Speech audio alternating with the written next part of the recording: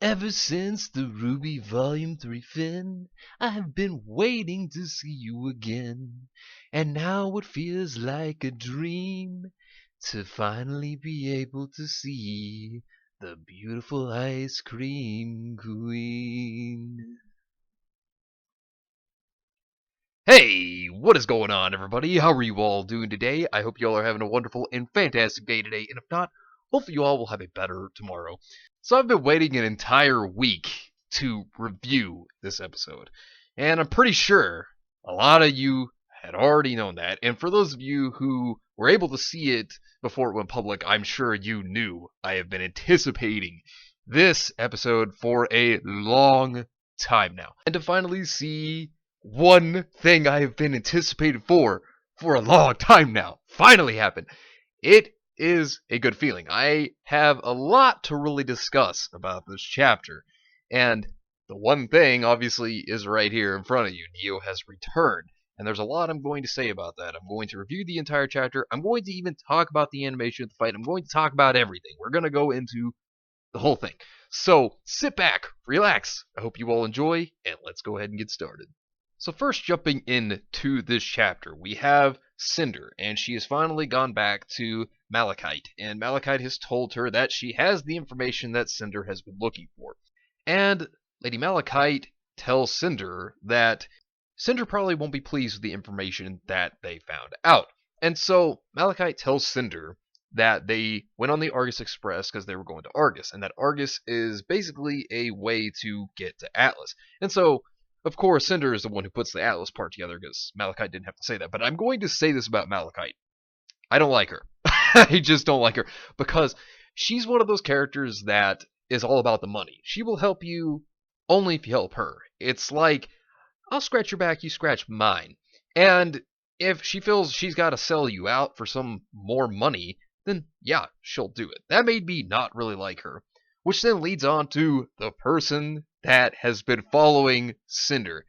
And this scene, I love it because you actually hear the umbrella, and you then see Neo, and I just love the scene because we've been awaiting the day that Neo would return. And at least I have. I know some people haven't really been excited for Neo, but I have. Extremely. And so to finally see her new model and everything, I have a hard time which one I like better, the old one or the present one. And if you notice with her eyes now, like the eyeliner, yeah, it's supposed to be like mint, like as if you had mint in your ice cream. This is a new throw in there, and I actually do like this.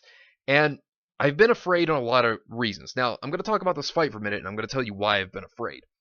I was afraid of when they would reintroduce Neo into the series, because when we saw what happened with Volume 4 and Volume 5's animation, especially Volume 5's choreography, I was very terrified that they would mess up Neo. This was a fear I had, and I kind of contemplated on maybe it would be best if she didn't come back because she wouldn't be screwed up on her fighting style. No, they kept it close to what it was, and that's the thing. Neo is a very special character in these regards. And the thing that I also liked when this fight actually happens, right before it, is Cinder seems to have an endearing tone towards Neo. It sounded kind of like Neo was someone that, in a sense, Cinder did care for. I mean, after all, Neo did help Cinder out in the Vital Festival. She was a part of the team. And yes, of course, it was because she was with Torchwick, because Roman was the one who was working under Cinder, but it was all because of him working with Cinder as to why Neo was working with Cinder in the first place. Now, this fight I do like because there are several things to it. Like I said, they kept Neo's style. That is the biggest thing. Each character has an individual fighting style. And while over time they will improve, or at least they should improve over time. Neo herself has definitely adapted and improved over time, because if you look at the style and you look at the way it is now, yes, while the animation is never going to be as fast as Monty's, this was a faster paced animation that I liked better than in Chapter 1. Because while Chapter 1 had good choreography, the speed was what was lacking out of it. This fight had more speed, in which I appreciated because it felt like older volumes a little bit. Now, it wasn't to the complete maximum level of that, but it was more on tone there. And Neo, as of Volume 3, it seems like she's learned to use her umbrella to actually fly now, like kind of float down, I guess, rather than fly, because she's not really flying, but she's floating. And I kind of like how she adapted that into her style. That's actually a really cool thing that they've done for her. And Malachite herself, getting back onto everything, Malachite did not want them to fight and damage any more of her bar, so she told them to take it outside. You even see all of her followers getting ready to start a brawl, so they go outside, and Neo uses her semblance to shatter and disappear, and Cinder knows that this is a trick, and she even comments on it and states that Neo has become stronger. So in between this time, from Volume 3 to Volume 6, Neo has improved on her skills, and Cinder herself has done the same, and she even states that. And so Cinder tries to tell Neo that her revenge is misguided, that she was not the one who killed Neo's boss, and that's true. Cinder was not the one who killed Roman, but Neo is confused at this point because she wasn't present at the time of Roman's death. She just knows that the last time she saw him was when she was there on the airship fighting against RWBY. And so to Neo, this is something that she is thinking, oh, well, should I believe her? Should I not? And that's something I think is going through her mind, is the fact that she is trying to find who was the one that's responsible for Roman's death, which makes sense. And I love the nod by her having a hat similar to Roman's now, because this is not the same hat of Roman's, at least that we know of, because when he was devoured with his hat. So I think this is just a new hat that she got in remembrance of him. While Cinder is trying to persuade Neo not to fight, because there is no reason for her to fight Cinder, Neo continues, and Cinder uses her maiden powers to stop Neo. And Neo is one of the smarter characters in the series. The thing about Neo is she knows when she has to quit. It's like when Raven showed up and she knew she was outmatched. She fled because she knew she couldn't beat Raven. And looking at it, with Cinder's powers, yeah, she knew she wouldn't be able to win against maiden powers either. So Neo is a smart character, and she definitely knows better whenever she can't win. And that's the other thing about Neo. I love the joke they had here whenever Cinder said, let's talk, and then Neo just points to her mouth like, hey, you can't talk. That was actually a good joke there. I actually did like that. So Cinder and Neo have basically teamed up at this point. And so going onward to the Brunswick farms where Team RWBY is at the time being, there is a big snowstorm going through. And I will tell you, I have been in the middle of these kind of snowstorms. Yes, you would definitely want to stay somewhere because, oh man, they are awful. I mean, they are absolutely terrible. So it makes sense that they're going to try to find shelter during this time. And so, since the storm is not letting up, what seems odd also that they start to notice is that the doors are locked, and it seems that nobody is present within the area. It's not very lively at all. So they all decide that they need to get in the house, so they bust down the door. Now, they do tend to think that things are strange, and Crow even tells them to be on guard, because who knows what could be waiting behind the door. So, when they finally do bust down the door, they're looking around, but yet again, nothing is going on. You see, what they're trying to do here is they're trying to create a horror kind of esque feel. And in a sense, they kind of pulled that off decently, because you don't know what's about to happen. Anything could come out and grab them, attack them, whatever. But nothing actually happens. And I have to say, I like the scene with Maria because she just tells everybody to get inside because she doesn't want to die from the cold. This old woman, the more I'm seeing her, the more I'm liking her. She is a good character. I really enjoy Maria Calavera. I think that they have done pretty decent with her so far. I mean, she hasn't really done much, but when it comes to her characteristics, I actually do enjoy what they've really put into her character because she's very interesting. Still a bit on the mysterious side, but interesting. And so RWBY looks at the picture, which is Brunswick Farms. Now, it seemed that there were several people that lived here at one time, and then they are all just not present anymore. It seems strange, and the funny thing is, if you look at one of them, look at the little boy with the orange hair, he kind of makes me think a little bit of Roman Torchwick, but I don't know if they were really going for that or if they were just doing a little funny nod or a vibe there to make you think it could have been Roman Torchwick. But Blake then comes up to Ruby and asks what she's thinking about the situation, because abandoned houses that look pretty normal, and it is a bit strange.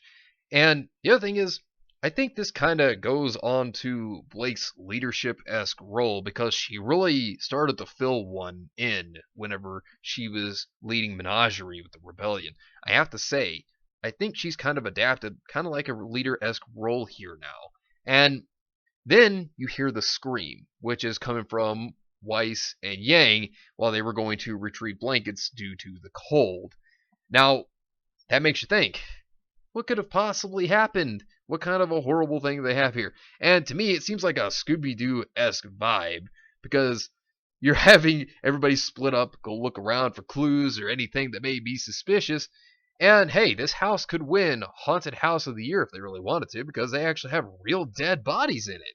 Yeah, that's why Yang and Weiss were screaming, because they found two dead people that apparently just seemed like they nodded off in their sleep and died, and who knows how long they have been there. And at that point, that would raise suspicion, because you're just thinking, okay, either A, they died in their sleep, or B, they have died somehow in a strange manner. And if you look at their bodies, even though they are dead, and who knows how long they've been waiting there, if you think about it, they don't look old. They look still pretty relevantly close to what they looked like in the picture. I mean, yes, they are more composed in comparison to what they were.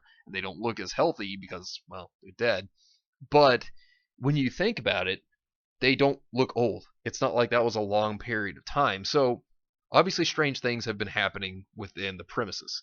And so after all this happens, you see Blake give Weiss a blanket, and then everybody's kind of just in the room together, and they're trying to understand what happened. And Crow came back and said that everybody on this entire estate, every house, is the same. Beds filled with the bodies of those sleeping in them, and that it seemed like they all must have just died within their sleep. So there's more of a horror feel for you there. And one thing that I do like here is what Maria does. She tries to look for a book to get comfortable, in which, I'm just going to go ahead and say this right now, she tells Oscar later on that she's going to try to find a story for them before they go to bed.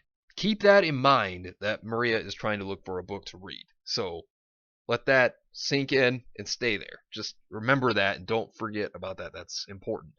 But anyways, so then Crow tells everyone that if they're going to leave, leave in pairs. Do not go by yourself, because anything could happen at this point. So Crow then leaves yet again, and we have Blake and Yang who are going to go to look for something that they can hook up to Bumblebee and get them out the next day. And then you have Ruby and Weiss who are going to try to actually go and look for some food. Now, when we see Blake and Yang go out to the shed or garage, whatever you want to call it, they start to actually look through to find something that they could actually hook up to Bumblebee and transport everybody all at one time. And so while they go looking through, Yang actually has something happen that has needed to happen, that I've been waiting to see happen this entire volume. Up to this point, one thing that has not happened. And that thing is, Yang starts to have a bit of a problem, and she starts to tell Blake about it a little bit, about how she actually sees things every once in a while when it comes to Adam. And I'm glad about this. They bring up the PTSD. And this is something that they have really kind of pushed away a lot. Volume 5 only brought it up during the fights, but there was no Adam flashes or anything. The only time we saw an Adam flash was whenever Yang was actually at home in Volume 4, and we see the cup that she grabbed breaks. And then that's when she had the flash of Adam. Now, when it comes to Yang's character, there have been two things she has been dealing with. One is she should have been dealing with the whole time, really, is the PTSD of Adam. That's one thing. Secondly, she has been trying to control her anger better. That is one of the points to this volume. And when she's talking to Blake about the flashes and everything of that sort, I'm glad she brings this up, because this is something that's been needed to be said. And Blake realizes that what happened to her has traumatized her. She realizes the impact of what happened at the fall of Beacon finally. And that is a good thing. It's good to see that Yang is opening up a little bit about the situation to Blake. And then Blake tries to comfort Yang by letting her know that she's not the only one that has been intimidated by Adam, that has been fear-struck by him. And this does tell us more about Adam, but rather than seeing it through Adam, we are having Blake just tell us, see, this is another problem. I wouldn't have minded a bit of a flashback, maybe even if it was something small here, but instead we are told again. We are not shown this. And I think this is something that we should have had shown to us, really. And that's kind of the point of flashbacks sometimes, is to help you see certain things that you won't currently see. And this could have been a good point for a flashback for a moment. And that didn't happen, but rather we hear from Blake again of Adam and how he is. And Blake then tries to comfort Yang yet again by letting her know that she's not going to run away and that she's going to protect her. Now, while saying I'm not going to run away and I'm going to be here, that's a good thing. That is a plus. But here's the minus. The minus is saying that you're going to protect Yang. Well, here's the thing about that one. Because Blake said this, it is going to make Yang feel like Blake doesn't think that she's capable of protecting herself or being able to fend for herself. And that's not a good thing, because it will make Yang feel like she's inferior, or to Blake, she's not capable of taking on things. And this is why she may have gotten upset, or at least that's the way I think that she may have gotten upset. I mean, you all can let me know what you think. But I think it's because of the fact that Blake thinks that Yang can't take care of herself in these kind of situations, when in reality, Yang has actually come pretty far when it comes to these situations, and she's actually fought up to this point. So it's not like she's needed anybody to hold her hand throughout these situations at all. Now, going on to Ruby and Weiss, they find a room, and Weiss lights it up using dust. And here's the thing about this room. It is nothing more than a bar. And considering Crow's situation, Ruby is worried because she is afraid that Crow will start to get seriously drunk. And while we've seen Crow drunk, it's never been really like an aggressive sort of drunk, but considering how he's feeling, it could possibly make him that way. So, that's something that she could be worried about. And I would kind of like to see them go more into that if Crow ever has an aggressive side to him as a drunk. That would be something they could show a little more of when it comes to Crow. But Weiss makes a statement, and she says, are we sure we should be going to Atlas? Now, Weiss is worried. At the same time, she worries Ruby with the statement, and it's as if Weiss has decided, hey, look, I'm giving up. And Ruby is thinking, why are you saying this? What is going on in your head to make you think this? And Weiss tells her that Salem is unbeatable, that she can't die, so what's the point in doing all this? That all this seems pointless if we can't stop what we're trying to stop. And Ruby is worried because it seems like Weiss is saying things that's out of character, and she makes the remark that what Weiss is saying doesn't make any sense. And so Weiss says, I'm sorry, I'm just tired. Now, that's a big thing. Just like with Maria and the story, remember the I'm tired line, because both Weiss and Yang state this. So keep that in mind, because that's important. So then Weiss just kind of looks past it and says, I'm sorry for saying all that. Forget what I said. And they decide to go into the other room to find out what's in there. And what's in the other room is a cellar and more alcohol. And they don't understand what's up with the cellar, except for the fact that they think it's a wine cellar. Yeah, wine cellar. Sure, we'll go with that. And the wine cellar, as they think it is sealed. It has chains all around it. So that tells you there's something not right going on with that cellar. If I saw a cellar that's chained up, that seems kind of weird. But Then RWBY advertises for food. Yeah, just let her be the face of advertisement when it comes to food. That smile would be adorable. Who wouldn't buy that brand at that point? But, anyways, so they find canned food, and Weiss is kind of like, canned food? Why? But RWBY even tells her as a joking remark that you put enough salt on it, everything will be fine. It'll taste just fine. And see, that's good to see RWBY's quirky personality. I do like seeing this. I like seeing her jokative personality back again. And then in the end, when they leave, the cellar itself opens just a little bit and then shuts. And that's the end of the chapter. Now, that tells you something is going on here. There's something in that cellar. And, whoa, yeah, something in that cellar indeed.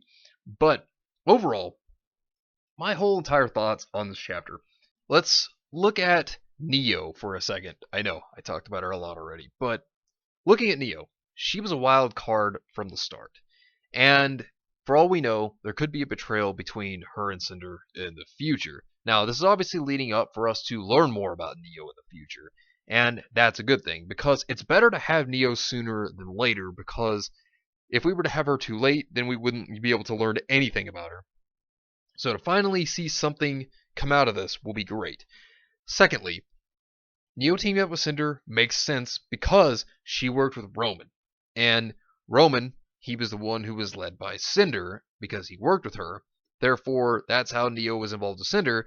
And seeing that she was her comrade at one time, and seeing her regroup with Cinder now to try to take down RWBY, I can see that. That makes sense. What worries me is one thing.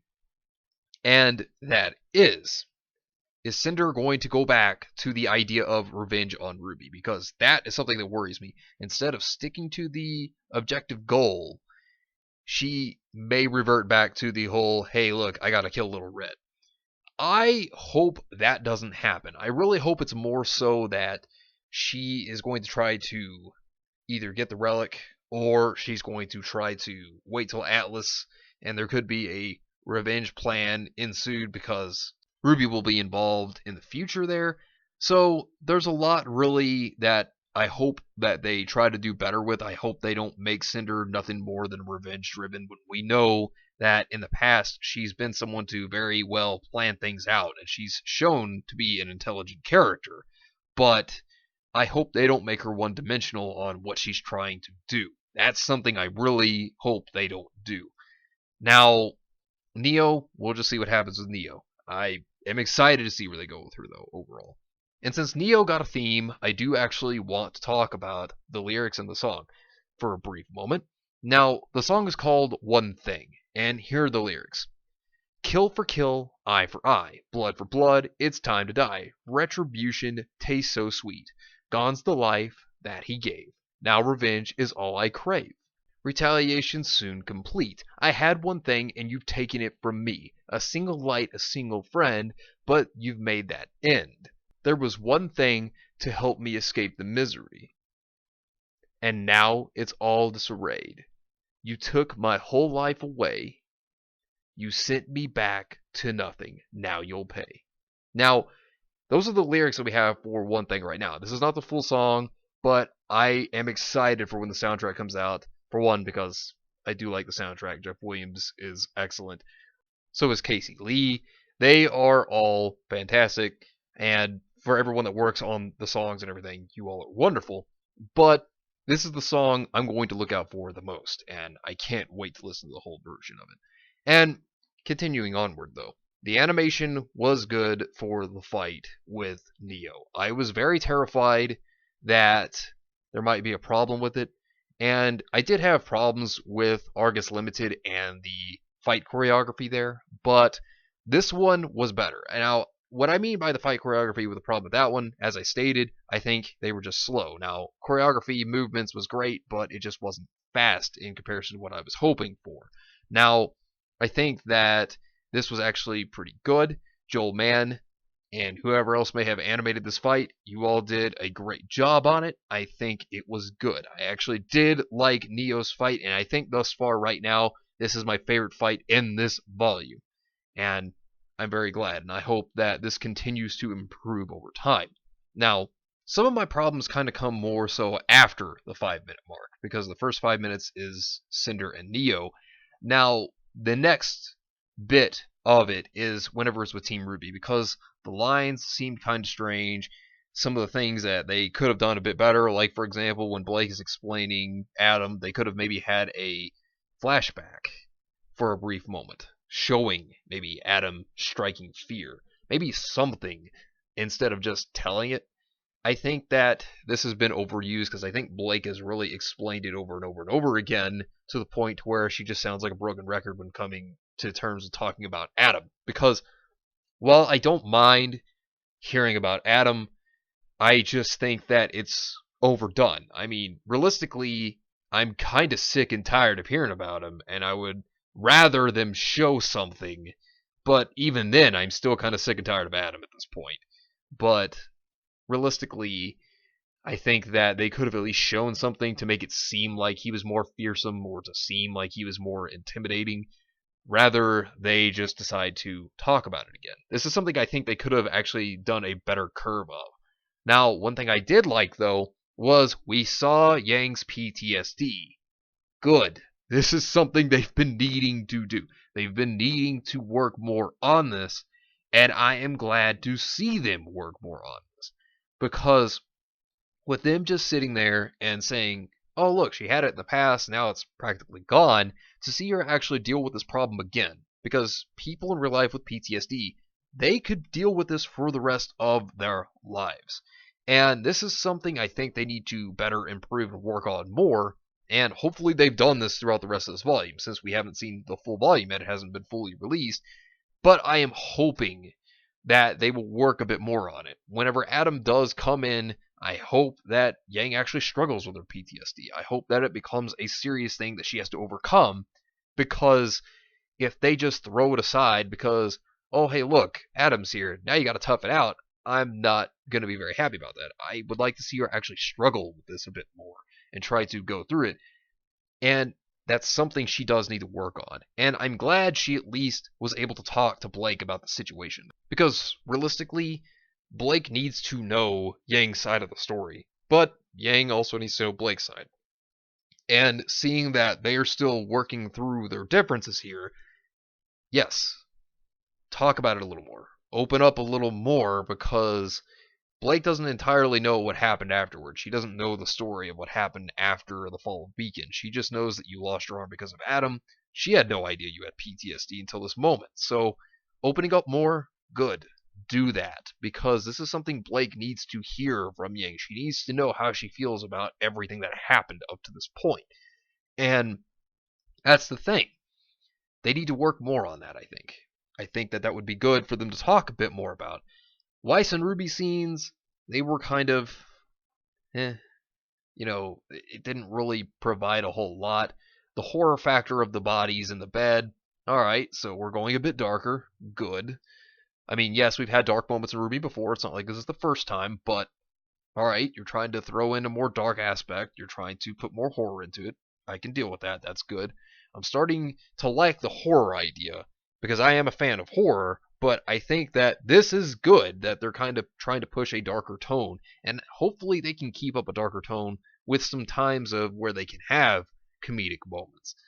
And if they can balance that, that would be great. That would, I think, make RWBY feel better when it comes to certain things. And if you go back to one of Monty's older statements while he was still alive, he stated that he did want RWBY to mature with its audience over time. So if they do start adapting a darker feel to RWBY, that'll be good. And I think that would be going more in the direction that he would have wanted it to be. But anyways, I think that overall, they did a good job with this episode. I think that the most exciting part was when Neo came back. I think that was the best moment of the episode. And it's good to finally have her back. And I think that the rest of it, wasn't terrible. I could deal with maybe better things that they could have done a little bit in this episode. But overall, I would give this episode an 8.5 out of 10, because it did have good action. And it really made me feel invested in the episode. not only that, but we actually did have Blake and Yang talk a little bit, and I think this is something that needs to happen because I think Yang does need to express how she felt after the fall of Beacon to Blake, because Blake doesn't know about how she felt or what she went through after that. And finally starting to see a bit of this, that was a good thing. I really did enjoy that. And hopefully the writing here on forward can get better. And it's possible, but we'll just have to see. But there were some bland moments that I think could have been notched up a bit. And I can understand dialogue can be hard to write sometimes. It actually can. But I just think that there could have been some moments that could have been a little bit more interesting because I feel like the RWBY Y scenes were lagging just a little bit. I feel like they could have started to discover a little bit of the secrets to the Brunswick farm and what happened to the residents. Not tell the whole story of what happened to them, but give clues and give you a little bit of a sinking suspicion of what may have happened to them, I think. But that's just my opinion. Let the characters be a little more aware of what went on. But anyways, and maybe in the future sometime, if you all really want it enough, I may do a whole entire song about Neo, about the Ice Cream Queen. Maybe I'll do that one of these days if you all would really want it enough. But anyways, I'll be back again on Tuesday. Let me know what you think down below. Do you agree? Do you disagree? Let me know in the comments down below. But anyways, thank you all for watching. I hope you all enjoyed. And if you did enjoy, hit the video with a like, subscribe if you want to see more content like this, and share this with your friends if you found this informative or useful. Well, anyways, I hope you all have yourselves a wonderful and fantastic day today. And remember, if today was not a good day, tomorrow could always be better. Take care of yourselves and everyone around you, and have yourselves a good one out there, everybody.